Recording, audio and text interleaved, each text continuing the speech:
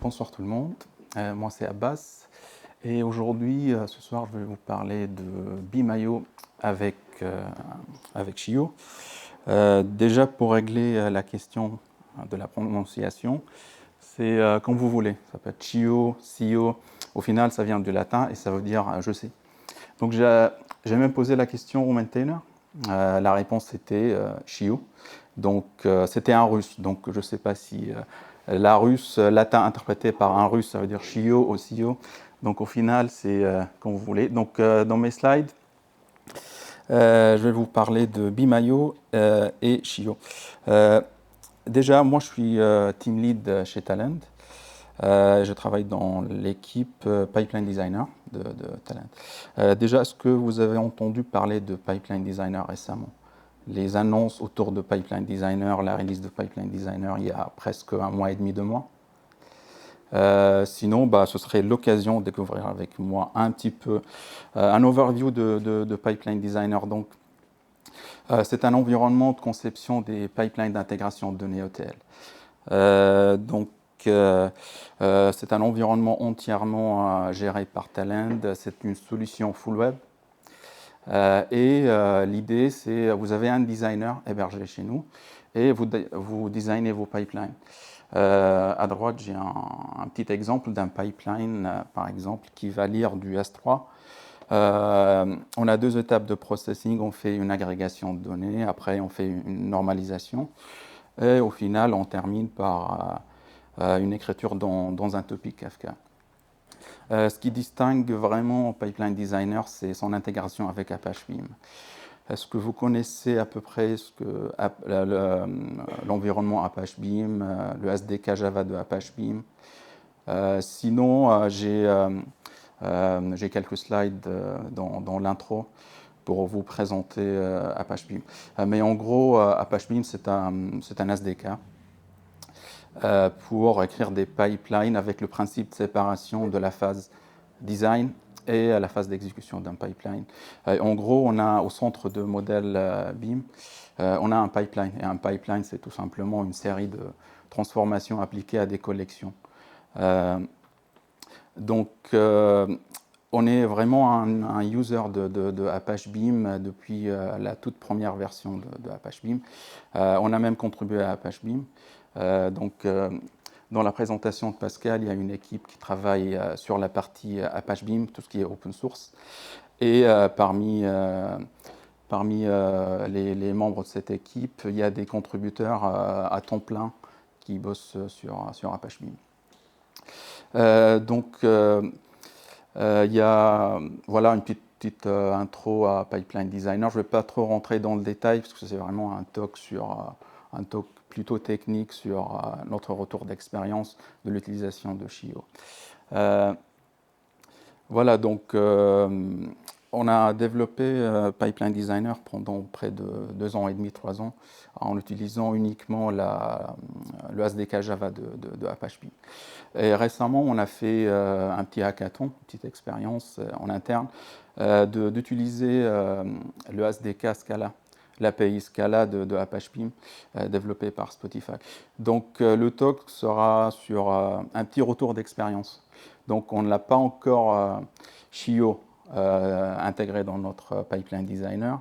C'est vraiment les premiers essais de Chio.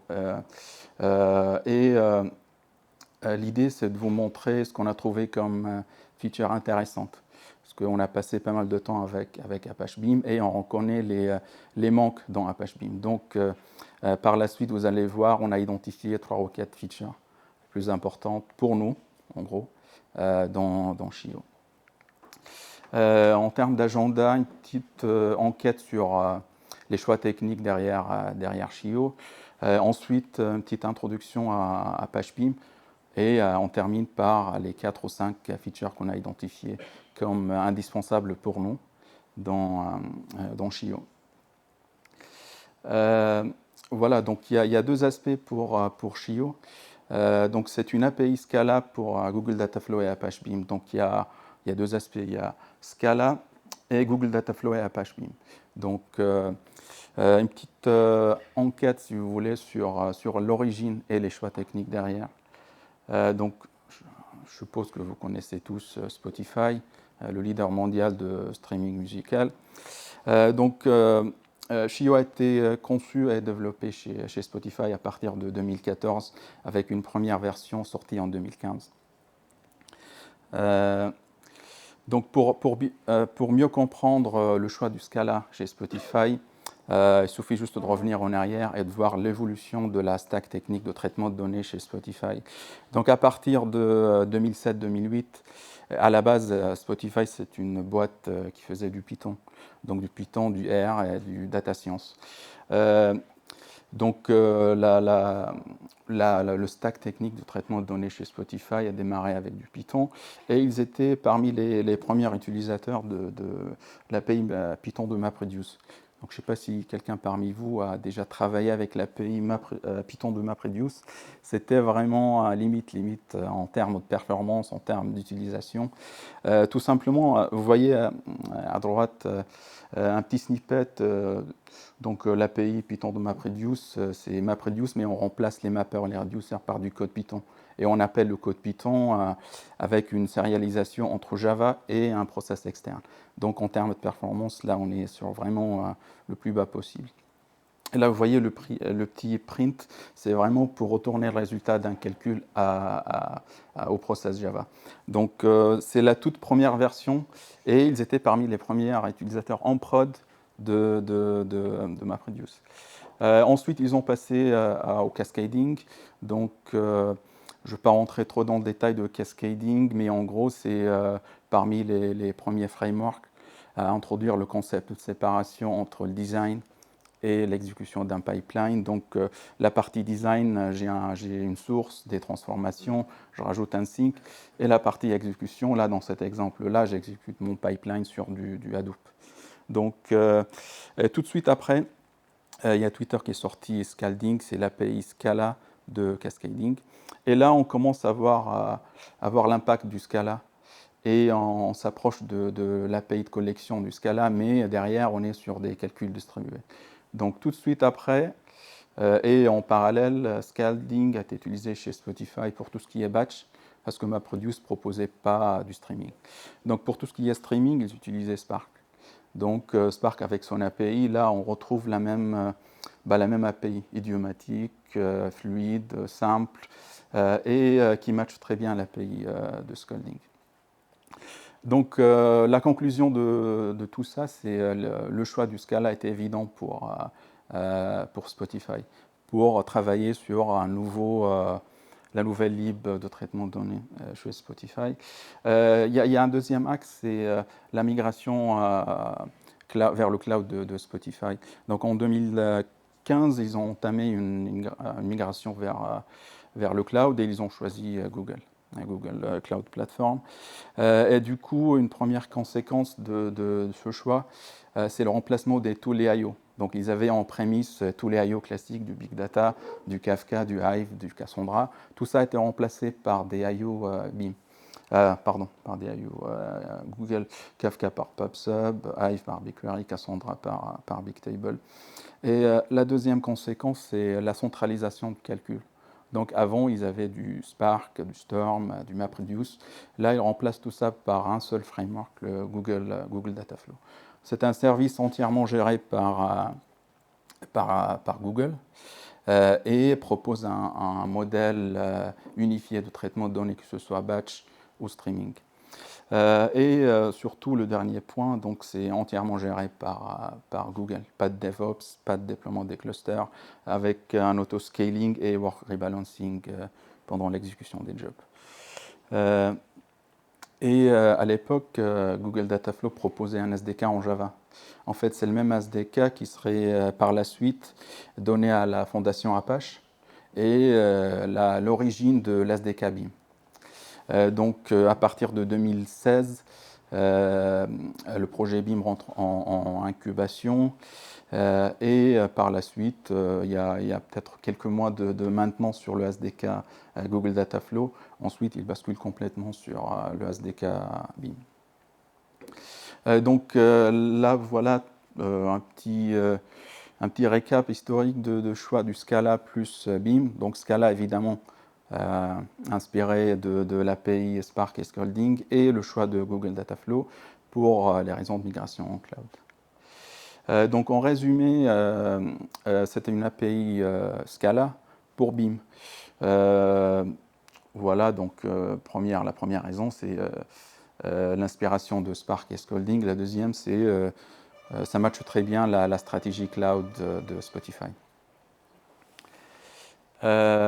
Donc voilà un petit récap de l'évolution du stack technique chez Spotify. Ensuite, je vais vous montrer vite fait, faire une intro à Apache Beam. Parce que derrière toutes les features et tous les exemples qu'on va voir ensemble, je fais la comparaison entre l'API Beam et Chio.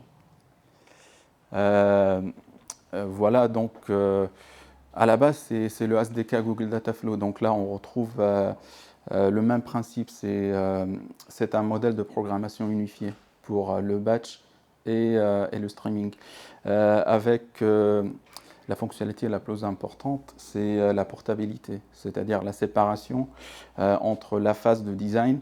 Aujourd'hui, l'SDK la plus complète de chez BIM, c'est le Java. Il y a un SDK Python et un SDK Go. Mais vraiment, là où 90% du dev, c'est sur le SDK Java. Donc ça, c'est la partie design. Après, vous avez la partie exécution. C'est là où on fait appel à au runner BIM pour exécuter notre pipeline. Donc au centre du modèle BIM, vous avez la notion du pipeline. Et un pipeline, c'est vraiment juste une série de transformations. On commence par un input, des transformations qui donnent des collections intermédiaires et on termine par une persistance dans une source externe. Donc concrètement, ça donne ça en SDK Java. Donc le output, c'est mon output. Je prends mon input et j'applique des transformations. Donc la petite subtilité, c'est collection, c'est P collection pour dire parallèle collection, et P transforme, parallèle transformation. Donc ça c'est la phase du design, donc mon pipeline est prêt. Après, il suffit juste de faire un point run sur mon pipeline et dans le setup de l'environnement, je choisis mon runner. Donc dans le slide précédent, on voit en entrée de mon pipeline et en sortie, on a des inputs et outputs. Ce sont ce qu'on appelle les BIM-IO. Par exemple, j'ai un BIM-IO pour lire des fichiers de mon système local ou de S3 ou GCS. Et un autre BIM-IO, par exemple, pour écrire dans JDBC. Donc, les BIM-IO sont développés par la communauté. Ils sont principalement dans le Java SDK. Voilà, donc, les BIM-IO couvrent à peu près tous les use cases, que ce soit des systèmes de fichiers, des bases de données, et systèmes de streaming, par exemple PubSub et Kafka. Entre l'entrée et sortie, on a les P-Transform de BIM. Dans P-Transform, c'est là où l'utilisateur va écrire son code, va écrire ses transformations. Les BIM-IO sont développés par la communauté, mais pour compléter notre pipeline, on écrit notre propre transformation. Il y a deux types de transformations. Si vous avez fait un peu de MapReduce ou Spark, vous allez reconnaître ce qu'on appelle le Element-Wise ou tout ce qui est mapping 1 one-to-one, c'est-à-dire on prend un élément de la collection en entrée et on transforme en un autre élément de collection en sortie. Et après la partie, les groupings, où là on fait du reduce, où il y a une phase de shuffle entre la première, entre l'entrée et la sortie. Donc la phase du design, on a notre pipeline est prêt. Donc là on passe à l'exécution. Donc il y a une séparation entre le pipeline et son runner. Donc un runner dans BIM, c'est la couche qui traduit notre pipeline à un environnement d'exécution donné. Aujourd'hui, BIM, dans le repo BIM officiel, on a plein de runners. Mais ce qu'on utilise vraiment déjà dans Pipeline Designer et on voit dans la communauté, c'est déjà le Apache, le Beam Direct Runner. C'est un runner en local. Ça tourne dans un seul JVM et on l'utilise pour les tests unitaires, les tests d'intégration ou pour la phase de prototype. Après, vous avez le support de Google Dataflow et le Apache Spark. Et derrière, bien sûr, il y a Hadoop et même un runner Flink.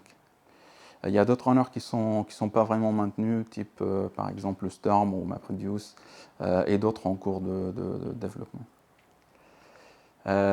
Voilà, donc pour résumer tout ça, je vous montre directement du code. Donc les différentes étapes, la phase de design et la phase d'exécution. Dans la phase de design, on commence toujours par la création de notre pipeline.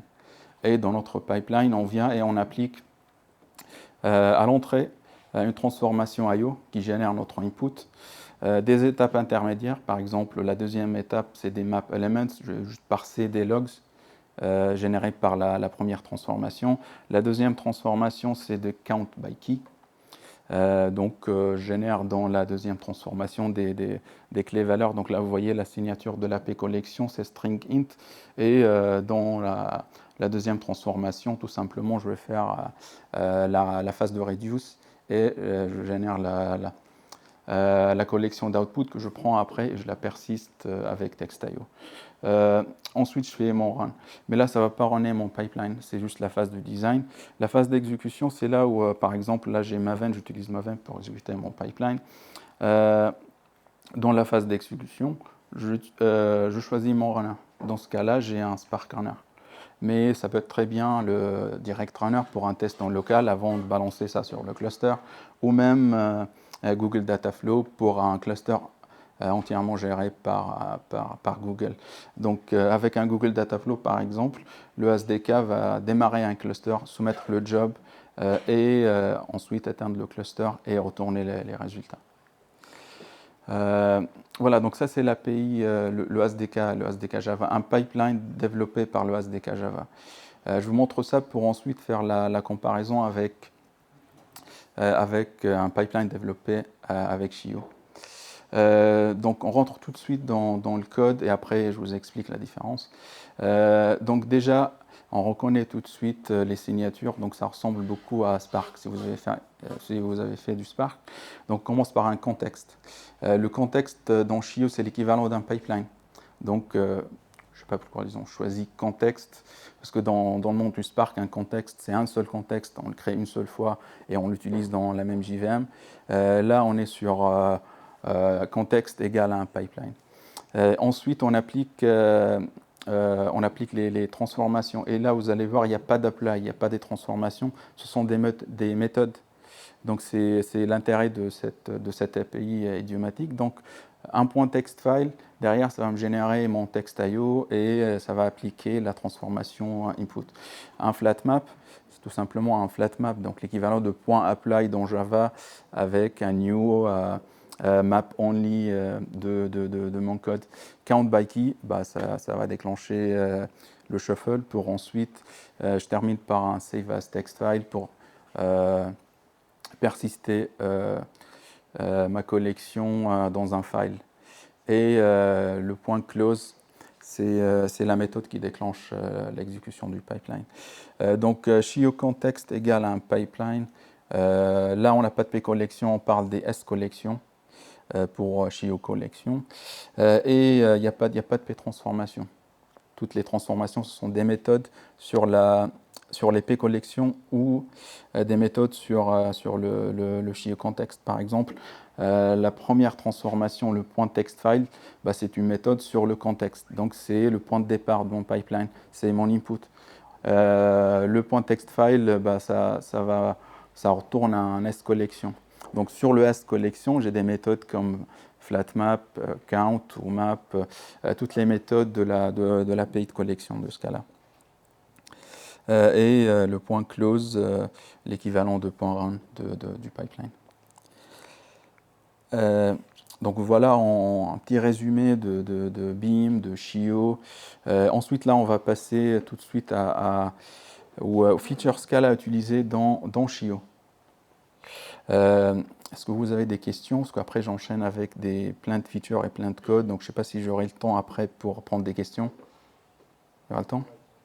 On est à 10 minutes. OK. Voilà, donc les différentes features Scala utilisées dans Chio. On commence par le REPL. Donc, j'imagine que vous êtes tous des développeurs Scala et vous connaissez le REPL de Scala. Tout simplement, Chio, comme Spark, propose sa version de le REPL Scala. Donc c'est une extension c'est un console interactif, si vous voulez, un console interactif. Très simple à utiliser. Il y a un Uberjar packagé par les maintainers, Chio-REPL, avec la version on télécharge sur GitHub, et avec une petite commande Java Manjar, on lance le REPL. Donc une extension du REPL Scala est inspirée du REPL de Spark. Donc là, on arrive directement avec un SC. Donc c'est le contexte déjà créé par le REPL. Sur ce contexte-là, c'est comme un pipeline déjà créé par le système pour nous. Et il suffit juste de démarrer et de faire la première transformation. Dans ce cas-là, un text file. Et on enchaîne avec d'autres transformations, un point close, et on exécute notre pipeline. Donc, pourquoi on utilise le REPL? C'est vraiment pour la toute première phase, c'est le testing et le prototype. Donc, avant de lancer notre pipeline sur un cluster distribué, ou même avant de packager notre code dans un jar, le déployer sur un cluster, on peut tout à fait commencer par cette étape-là et l'utilisation du REPL. Par défaut, quand on démarre le REPL Chio, on est en mode local, c'est-à-dire toutes les exécutions se font en mode local par le bin direct runner. Donc,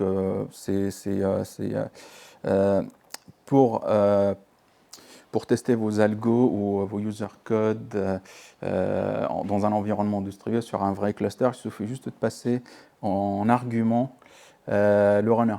Dans ce cas-là, par exemple, je démarre mon REPL en mode Dataflow runner. Donc l'exécution, quand je fais un point close, derrière, attention, ça crée des ressources chez Google et ça facture derrière. Donc faites gaffe quand vous utilisez le REPL.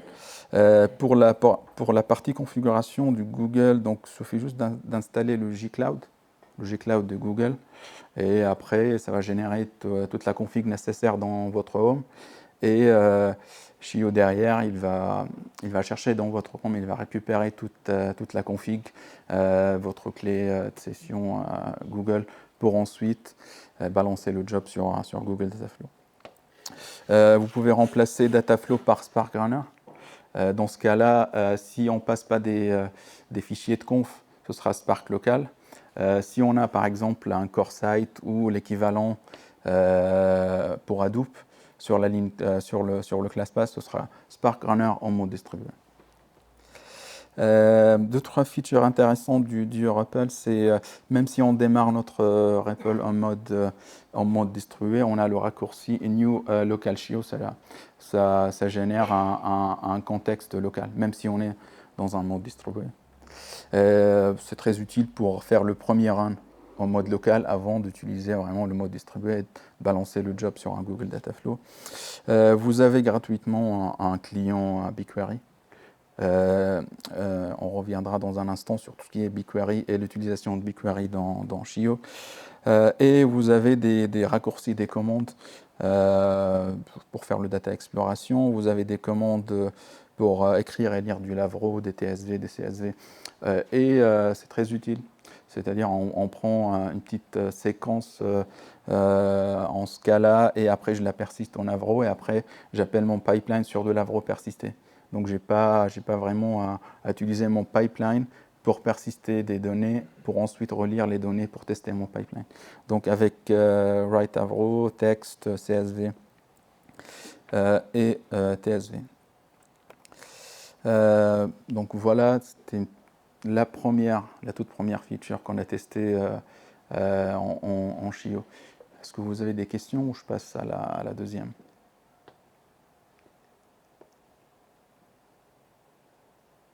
Ok. Donc BigQuery.io. Pourquoi BigQuery en particulier? Parce que c'est vraiment l'IO, la première IO, le premier wrapper. On verra plus tard pourquoi c'est juste un wrapper. C'est l'IO le plus utilisé chez Spotify. Donc Spotify utilise BigQuery comme leur entrepôt de données, c'est leur data warehouse. Et c'est là où ils font les requêtes d'agrégation des users, des artistes, des morceaux, des playlists.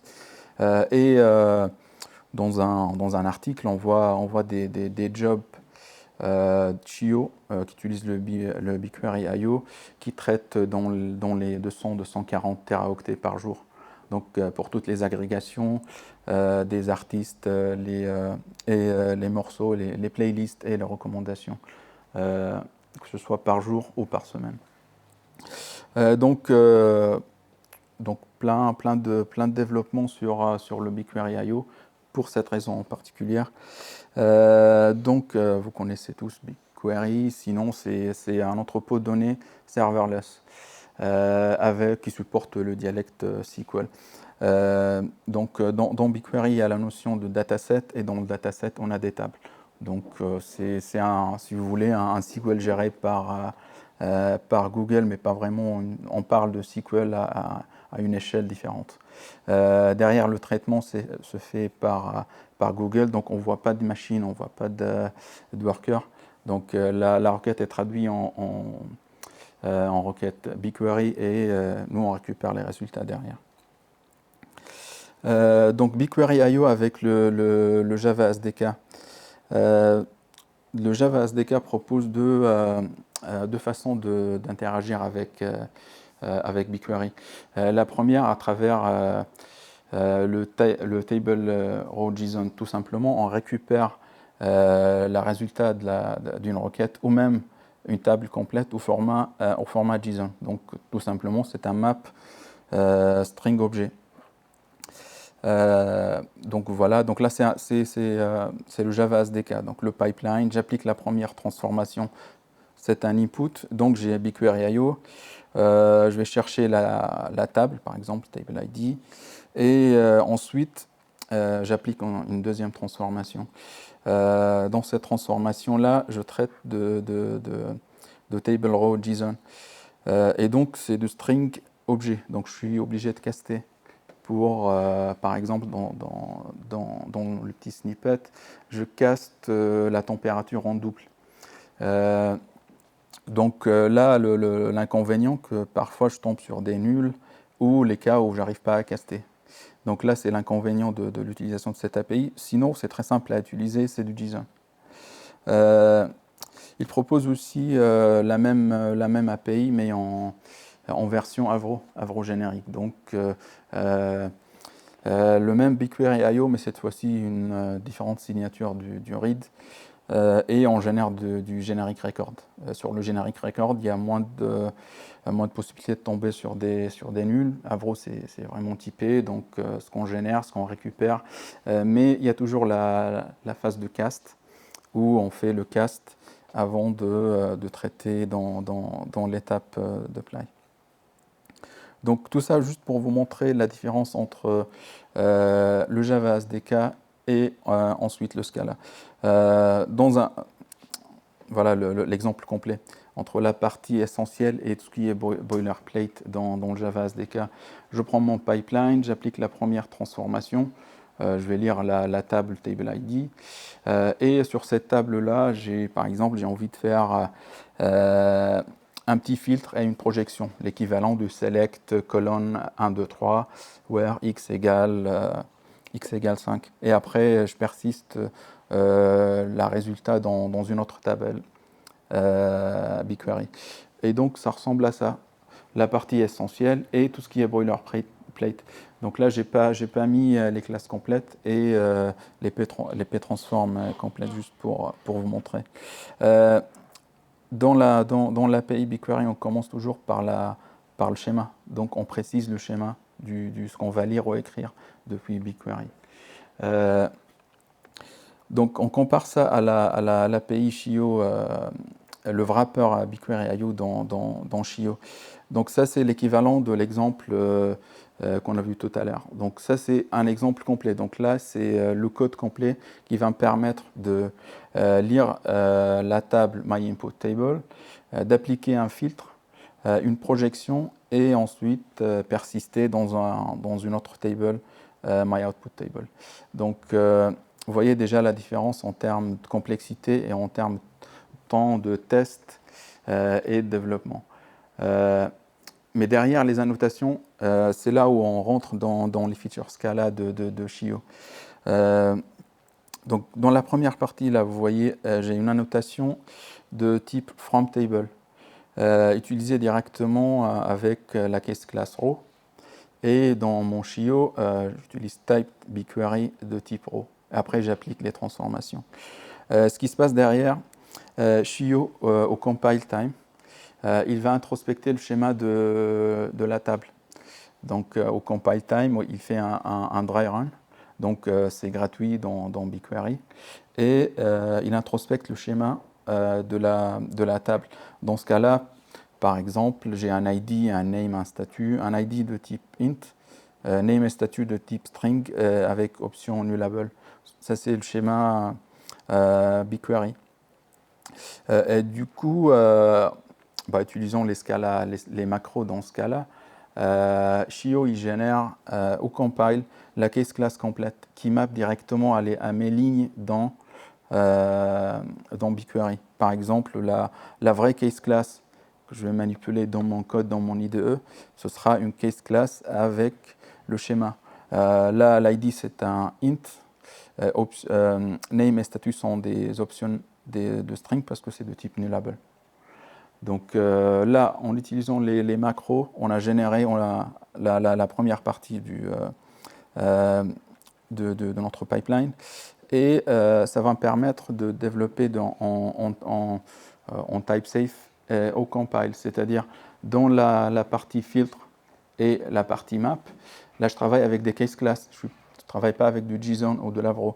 Donc du case class, même de faire row.statut pour récupérer la colonne statut de la ligne d'un record dans BigQuery. Et pareil pour la partie map. Je prends le row et après la ActiveStation, c'est une autre case class que j'utilise pour ensuite persister dans BigQuery. Donc là, c'est la partie read en type safe dans BigQuery IO. Pour la partie write, j'ai une deuxième annotation, c'est le toTable. Donc là, on est dans le sens inverse, c'est-à-dire je prends cette case class et au runtime cette fois-ci, je génère le schéma BigQuery qui va bien et je persiste la collection dans BigQuery. Donc ça fait un input type safe au compile time, des transformations sur des case class et une persistance au runtime de façon entièrement gérée par le framework. Ça va même à la création de la table dans BigQuery. Donc tout ça, c'est fait grâce au macro Scala.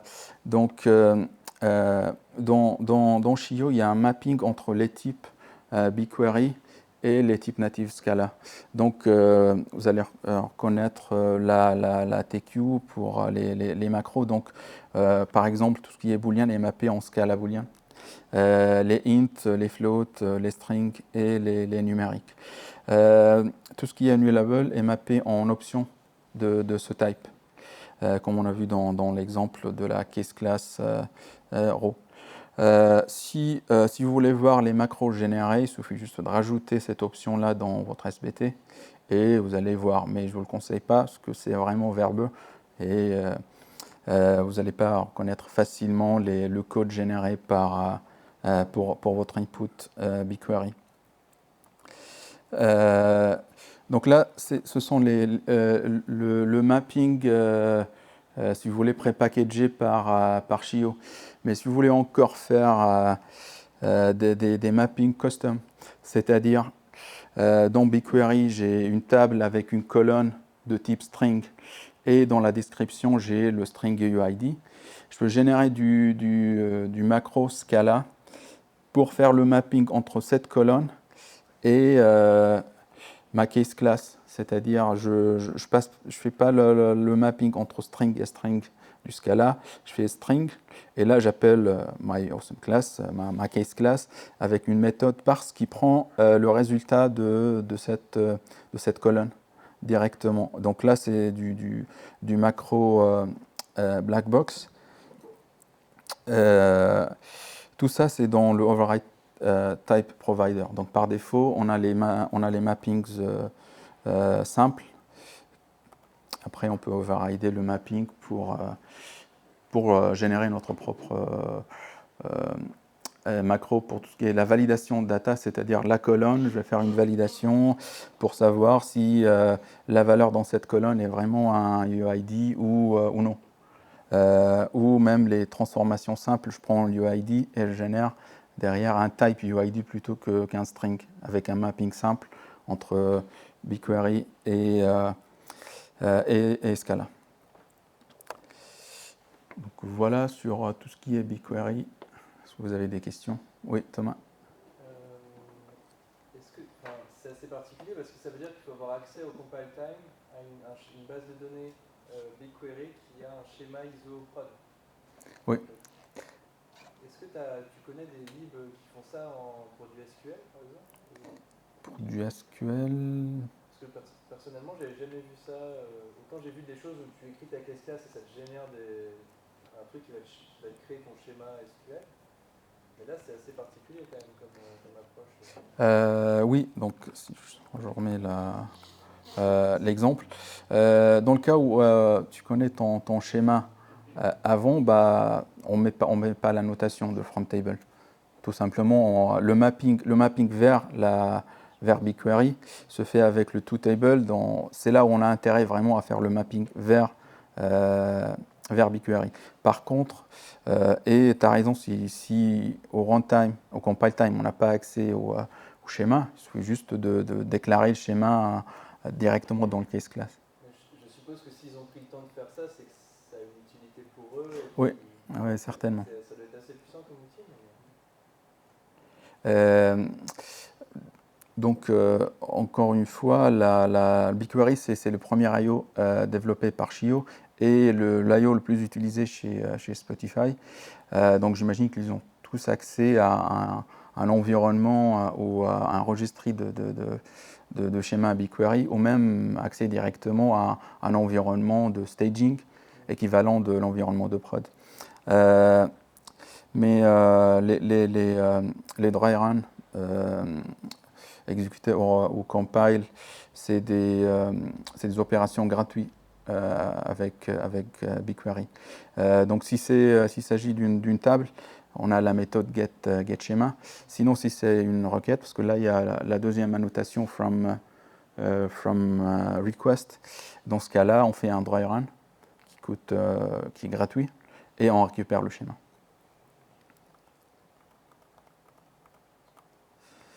Voilà d'autres questions sur BigQuery? Oui. Je ne connais pas bien le système des macros de Scala, mais je sais que la version 3 qui prépare pour 2020, ils vont revoir ça complètement et réduire fortement les... Pour les questions, on passe le micro. Désolé. Il y a un deuxième.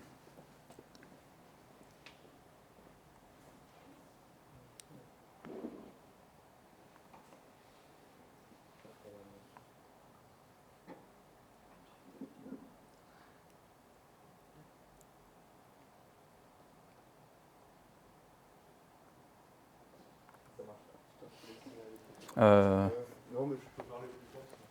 Parce que pour l'enregistrement après. Ah, si, là, c'est bon. Oui, c'était par rapport au macro de Scala. Je sais que la version 3, ils vont revoir ça complètement et ce ne sera pas compatible avec la version 2. Donc je voulais savoir si ce qu'on a vu tout à l'heure en termes de macro par Shio, c'était déjà compatible avec cette future version ou s'ils allaient adapter. Par exemple, là dans l'Override Type Provider, là c'est des macros de type black box. Ce qu'ils vont revoir dans Scala 3, c'est des macros de type white box. Donc white box, c'est les macros qui sont générés et utilisés avant la phase de typage par le compilateur. C'est cette version des macros va être revu en Scala 3. Par contre, tout ce qui est black box, c'est là où on connaît le type. On connaît le type parce qu'on a déjà fait la génération, la phase de typage par le compilateur. Et on verra par la suite la feature de la génération de codeurs dans BIM, la génération de codeurs dans Shio qui utilise la lib Mongolia. Et cette lib-là, derrière, elle génère des macros en white box. Donc, j'imagine que par la suite, c'est le maintainer de cette lib qui va retravailler la façon dont il génère les macros. Mais pour l'instant, par exemple, pour cet exemple-là, en particulier, c'est du black box. Donc, en théorie, ça va rester compatible avec Scala 3. D'autres questions sur BigQuery? On est bien. OK. Custom IO. Donc là, c'est pour... je rentre directement dans le détail, il n'y a pas de... donc tous les IO, y compris BigQuery qu'on a vu tout à l'heure, sont vraiment des wrappers sur BIM, sur les IO BIM. Donc Shio, c'est vraiment, il faut voir ça comme une couche Scala sur le Java SDK. Dans Shio, on n'écrit pas, on fait pas on n'écrit pas des IO. Les IO sont développés entièrement dans le SDK Java. Ceci dit, on n'a pas une couverture complète de tous les IO de BIM dans le SDK, dans le Java SDK. Bien sûr, on a tous les IO de l'écosystème Google, parce que c'est la priorité de Spotify, c'est vraiment de supporter et d'utiliser tous les IO Google. Après, on a le file IO du classique de Lavro, Parquet, Protobuf, Text et quelques bases, donc JDBC, Elasticsearch et Cassandra. Si par exemple, si on prend l'exemple de Bigtable, le Bigtable IO dans Shio, plus bas vous allez voir, là on fait appel à BIM Bigtable IO. Donc c'est le cas pour tous les IO. Donc c'est juste des wrappers sur le Java SDK IO. Mais à partir de la version 7, sortie il y a 6 mois de Shio, il commence à standardiser tous les IO. Donc là on a un nouveau trait qui s'appelle Shio IO. Et dans Shio IO, il y a deux méthodes. Une méthode read et une méthode write. La méthode read elle retourne une AS collection et la méthode write elle retourne un tap. On verra plus tard la feature des taps dans Shio. Donc avec ce trait, on a la possibilité de wrapper des custom IO. C'est-à-dire si moi je suis développeur BIM ou j'ai un IO Enterprise BIM. Je ne veux pas, par exemple, faire la contribution. C'est un IO développé en interne pour des besoins internes. Là, j'ai un petit exemple d'un IO BIM. Donc là, à droite, dans le snippet, c'est du code Java, de l'SDK Java du BIM. Je ne rentre pas dans le détail, ça mérite vraiment un talk séparé sur comment développer des IO pour BIM. Mais en gros, il y a plusieurs niveaux. Le point d'entrée d'un IO dans BIM, c'est l'AP Transform. Ce qu'on a vu ensemble, c'est la première transformation qu'on applique dans notre pipeline. Et cette transformation, elle prend un P-Begin, parce que là, on est sur la toute première transformation de notre pipeline, et on génère une P-collection. Donc, si on revient en arrière, on voit notre pipeline. La première transformation, c'est un input.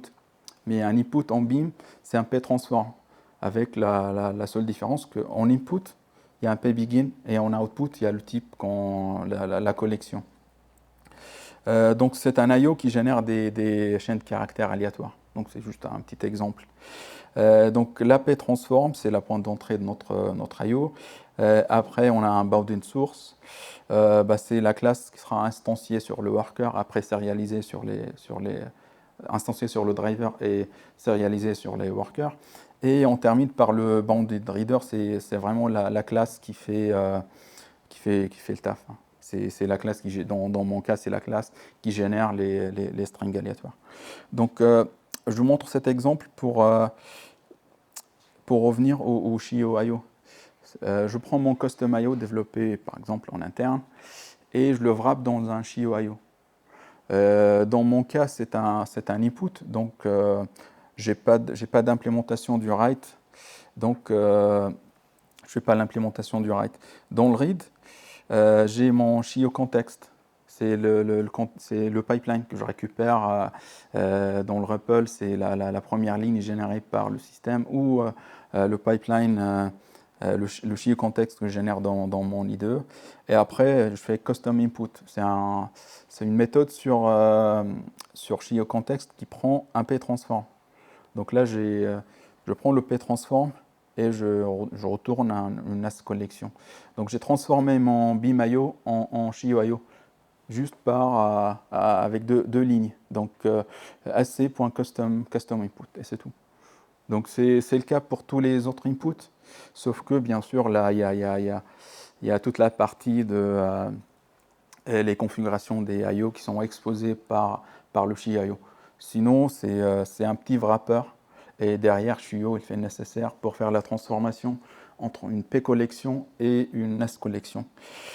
Ensuite, dans mon pipeline, je fais sc.read de type string, c'est mon transformation, et je passe mon IO Shio. Voilà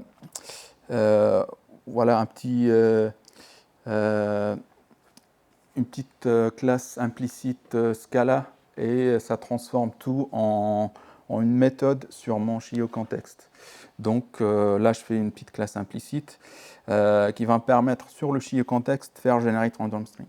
Donc c'est vraiment ça la puissance de... Là, on voit comment on a wrappé un custom IO et on l'a rendu dispo sur le Shio context lui-même.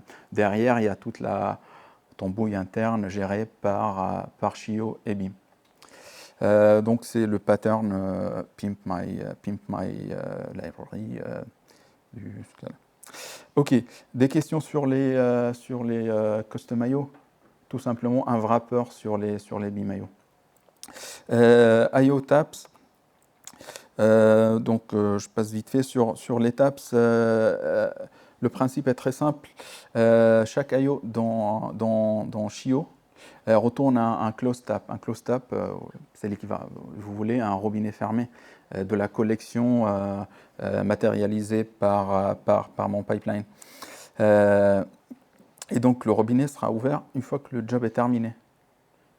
Donc ça va me permettre de faire de la synchronisation et l'orchestration des jobs. C'est-à-dire, je prends dans cet exemple, je fais un input, je fais une petite transformation de type map, je persiste dans un text file, et je prends le tap. Donc c'est le robinet fermé, si vous voulez, qui derrière cache la collection de type string. Et je génère un tap, c'est tout simplement, je fais le close, wait until done, donc j'exécute mon job. Ensuite, je prends le tap et je l'utilise dans un autre pipeline. Donc new Shio context, c'est un nouveau pipeline. Donc dans le premier pipeline, j'ai traité du texte avec un map, et je persistais sur disque. Ensuite, je réutilise ce que j'ai persisté dans un deuxième pipeline. Donc l'orchestration simple, interpipeline dans Shio. Il y a une autre méthode sur TAP, c'est point value. Et point value, on me retourne un itérateur sur la collection persistée. C'est-à-dire, j'exécute mon pipeline, je fais un point value et je récupère un itérateur sur la collection persistée. Comme ça va me permettre de vérifier si par exemple, la dernière étape de mon pipeline, c'est la persistance dans BigQuery. Je ne vais pas ensuite refaire une requête sur BigQuery pour vérifier que si c'est bien, ça matche bien. Et je récupère l'itérateur qui derrière va persister au format Avro dans Google et va me retourner un itérateur sur cette collection.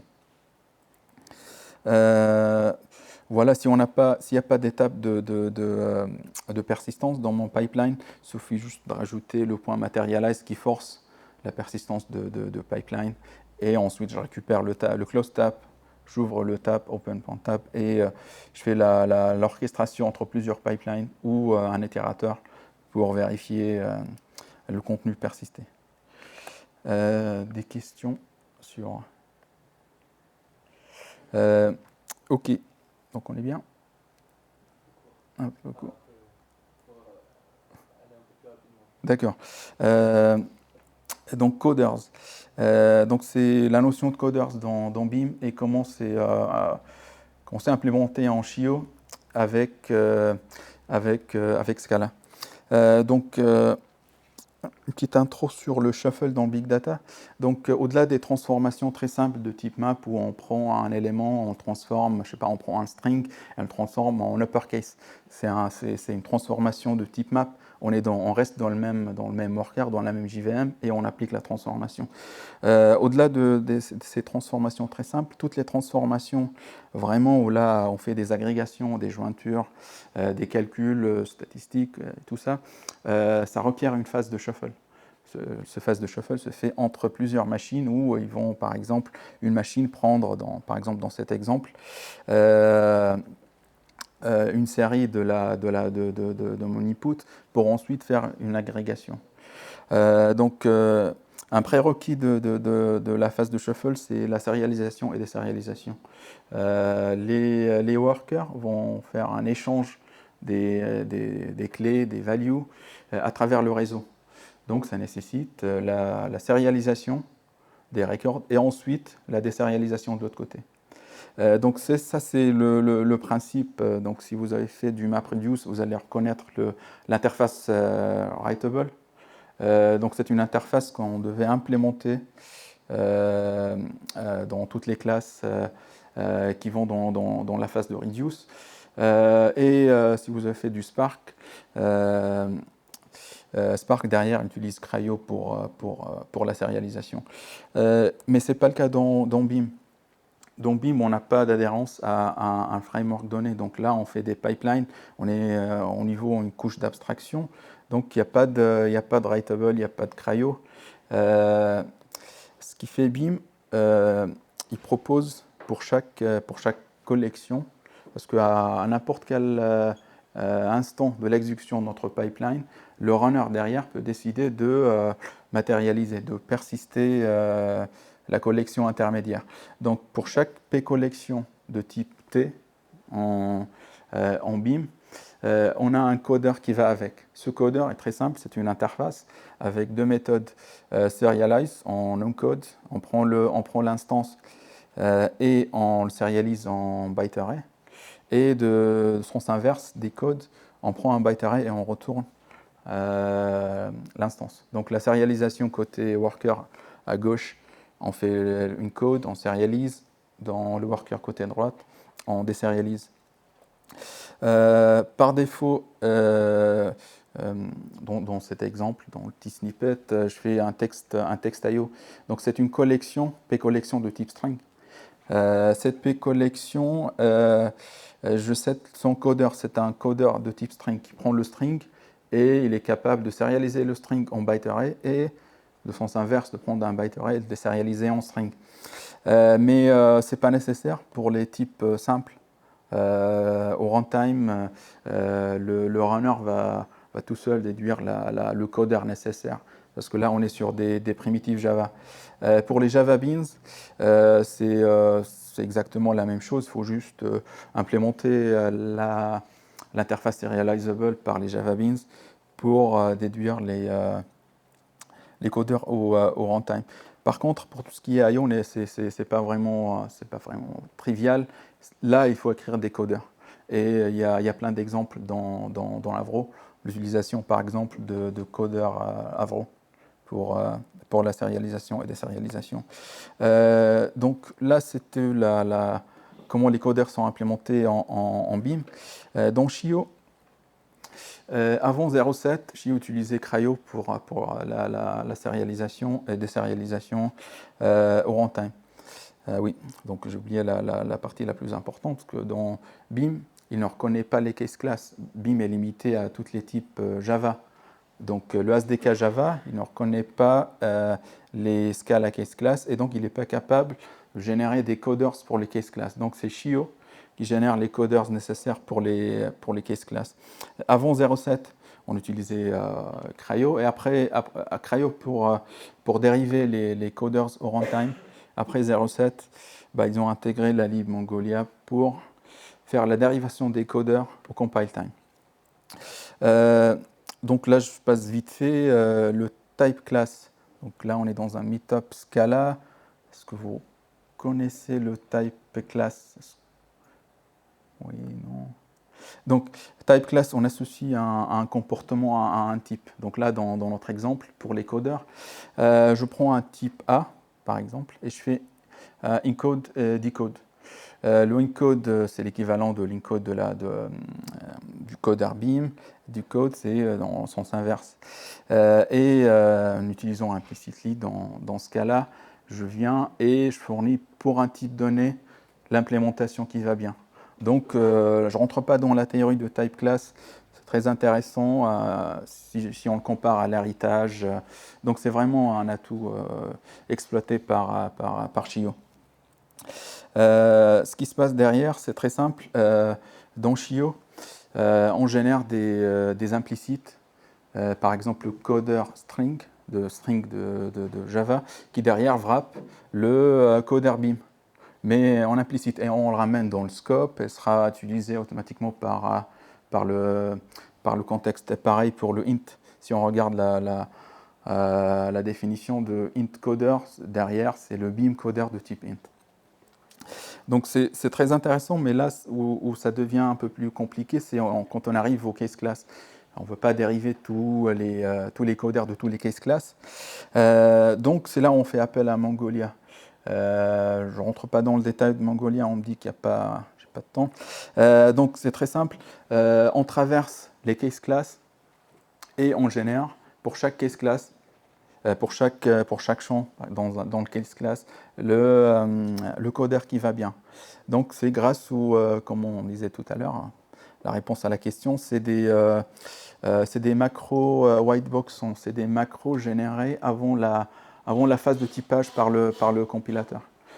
Donc là, on traverse le ADT ou le filtrate dans ce cas-là, et pour chaque champ dans mon case class, je génère le codeur qui va bien. Par exemple, j'ai classe niveau 2 et niveau 1 qui contient details de L2 sur le REPL de Chio.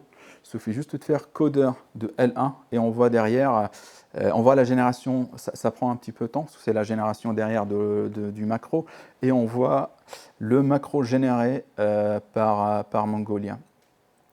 Donc tout simplement, j'ai un string qui fait appel au codeur Beam, un int qui fait appel au codeur Beam, et ainsi de suite. Donc voilà. Est-ce que vous avez des questions par rapport à ça? Sinon, je termine par d'autres features intéressantes de Chio. Et là, je passe très vite. Les jointures dans Beam. Donc là, une petite jointure entre une base de données et un fichier texte. À droite, vous avez le code dans Java SDK. Donc là, on a un tuple tag, on a une collection de tuple tag, tout ça pour faire la jointure. Comparé au Chio, la pointe join entre une AS collection et une autre AS collection. Donc là, ça montre la simplicité et la puissance de l'interface de l'API Chio. En jointure, vous avez toutes sortes de jointures dans l'API Chio disponible directement sur l'interface S collection, des jointures standards, des jointures skewed. C'est très important si vous avez des vrais datasets avec des hotkeys. Donc vous avez des skewed joins qui derrière utilisent Algebird, la lib Scala de Twitter, sur ce qui est calcul statistique ou détaillé, sparse joins et produits cartésiens. Les lookups, tout simplement un lookup, c'est ce qu'on appelle un map only join. On prend le dataset le plus petit et on le réplique partout dans le cluster pour ne pas faire la phase de shuffle. Et pareil, là, on a tout simplement une méthode HLOOKUP. On passe le lookup table, HLOOKUP, et derrière Chio, il s'occupe de la réplication de dataset à droite et la jointure qui se fait dans une map only. Ça, on l'utilise quand le cap table est plus petit comparé à le dataset, la collection d'input. Beam SQL. Donc, dans Beam, vous avez les transformations impératives, c'est-à-dire je fais un point apply et je fais un map, un count, un reduce.